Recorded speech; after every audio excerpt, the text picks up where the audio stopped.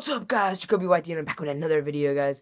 And today we're talking about the new Legends of Tomorrow episode on a Thursday, guys. So I'm actually recording this right after I watched the episode, so it's fresh in the mind and everything. So, guys, episode entitled The Chicago Way tells the story about how the Legion of Doom, not completed yet, insisting of Malcolm Merlyn, Damien Darkin, I think they're basically their leader, Eobard Thawne, and basically they're traveling through time, and they go and they basically create, like, they're setting up the legends by basically going to Al Capone in the 20s in Chicago and telling him secrets. Basically, if you guys ever watched the movie Untouchables, Kevin Costner's character is the guy that takes Al Capone down, and basically, yeah, so they kidnap that guy. They tell him he's coming. So I thought this episode was really cool. I liked all the characters, like the historical characters. I thought they were played really cool in this episode.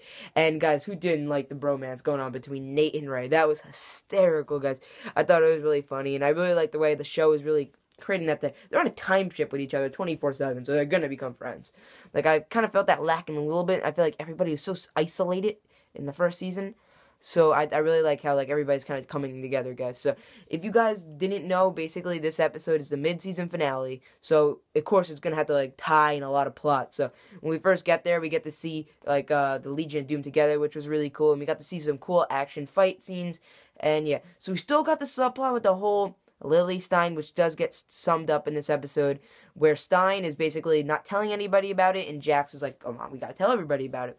So it was kind of a distraction, and kind of almost blew the whole mission for the team.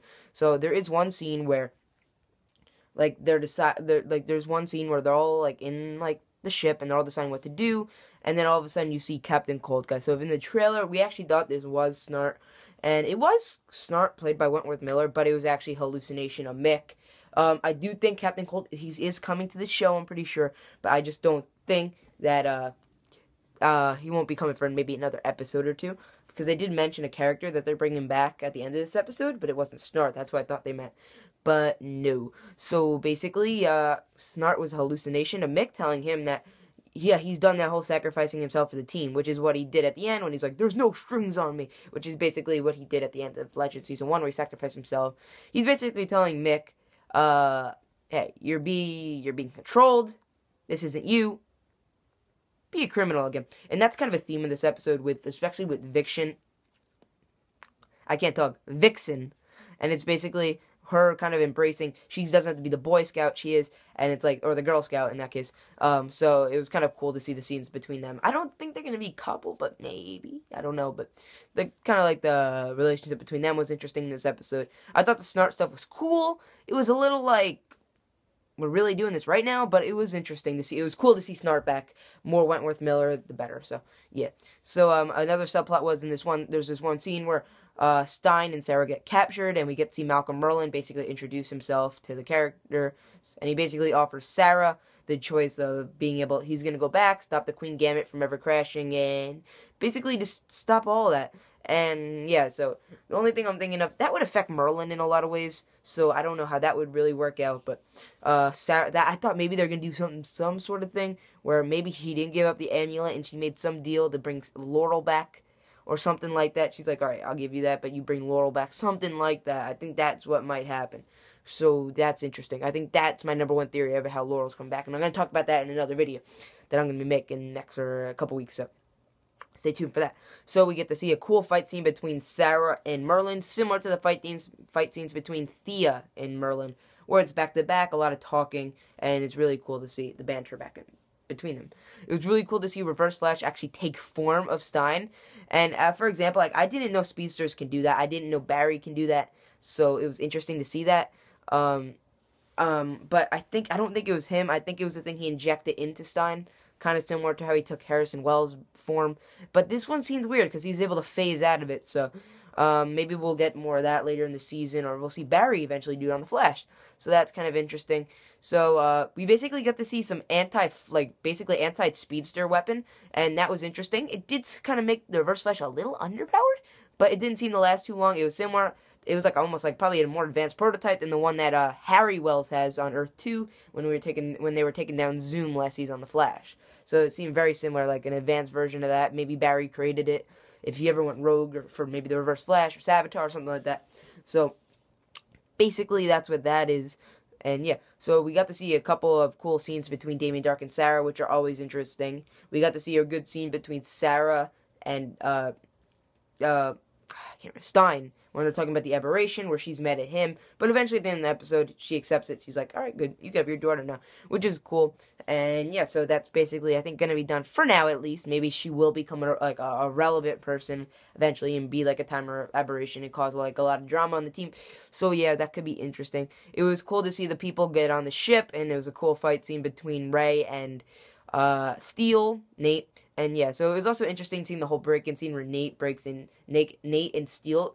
Like, so Nate and Ray in this episode were really cool to seeing them pair up. I really like that pair up, and I hope we get more of that throughout the season. I thought that was really cool. So it was cool to see Al Capone in this episode. It was really cool the way they portrayed him. I thought he was well portrayed, and how he's kind of working with the, like, he's working with, like, the Legion of Doom. I thought that part was really interesting. So yeah, guys, this was a really good episode, guys. I don't know if it's my favorite, because I really had, like, this season so far. There's a lot of really good episodes. It was cool. We got, like, some reminiscing of, Rex Tyler in this episode, which was interesting, and basically Vixen, like, talking about, like, how she wanted to go to Chicago. I thought that was kind of interesting, because that's her time period, Chicago. And also, guys, one thing, I liked about all the shows so far, they've all talked about the crossover. One scene in this episode, Sarah mentions to Stein that basically, yeah, you've been different since they've been, like, since, like, the fight. So I thought that was really cool with the Dominators. I thought that was cool. And yeah, guys, so overall, it's a really solid episode, really cool fight scenes, and yeah, so let's just talk about the ending of this episode, guys. I'm just gonna let me think if I'm missing anything. I don't really think so. It was cool to see them taken to the dock and everything. It was cool, the first fight scene when they're all going against each other. So yeah, guys, I think that was mostly it for the episode. It was a really cool one. It was a little different, not the formulaic, where they're solving an aberration because the aberration's a trap. And yeah, so I really like how, like, the Legion of Doom is forming together, so I really like that. And yeah, it'll be cool. So at the end of this episode, we basically realize that the two ambulants are actually not ambulants, and when they're put together, they're a compass, and they could give you some cool artifact. And the artifact they're looking for, I forget what it's called, but it has something to do with, like, something to do with healing or something like that. I forgot what it was. Something to do with, like, religious stuff and everything. So it's interesting, and they've said, oh yeah, we're gonna need one more person. And I think you met him before when you were in New York. So I thought even maybe I was 99% sure he was talking about Snart. And then we get this awesome scene where we get to see Rip Hunter running away from somebody until we realize it's not Rip Hunter. And we actually see Rip Hunter in this episode, guys. So Rip Hunter is not dead. If any of you guys are wondering, he's alive. I'm not sure where and when he is. He's in New York, but I don't know when in New York. I'm assuming maybe current day, but I am not sure. But Rip Hunter is back. It was definitely weird seeing him with his like, English accent, American accent.